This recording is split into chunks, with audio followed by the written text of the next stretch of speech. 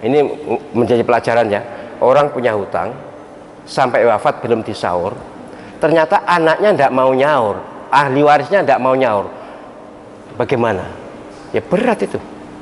Ya sebagaimana sabda Nabi bahwa orang yang punya hutang itu tidak bisa menikmati amalnya, akan digantung entah sampai utangnya lunas atau diikhlaskan.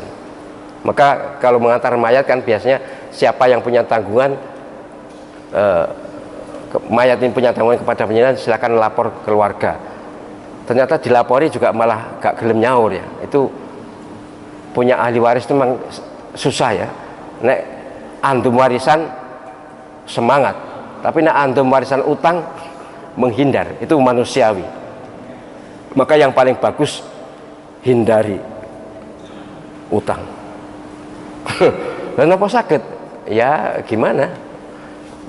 Bagaimanapun dalam hal ini memang begini menurut saya mohon maaf ya, saya pernah lama miskin, minimal 20 tahun lebih waktu itu. Betul-betul cara bagaimana supaya hutang itu tidak ada. Satu, hindari hutang. Sedapat-dapatnya jangan pernah hutang, dimpet. Kalau terpaksa hutang, ya oke lah, wis utang. Kerja kita niat cari uang untuk nyaur, bener-bener hati ini kontak dengan Allah SWT bahwa ya Allah saya kerja ini untuk cari dana nyaur utang. Wes, itu yang kedua. Yang ketiga, hidup ini harus terukur, jangan besar pasak daripada tiang ya. Jadi harus terukur. Nek iso golek duit 20.000 maka pengeluarannya jangan lebih 20.000. Harus. Wah itu teori Pak, saya praktek sudah. Saya sudah mempraktekkan hidup seperti itu. Kemudian yang ketiga, banyak-banyak istighfar. Banyak-banyak istighfar supaya rezeki ini mengalir atau ada sumbernya.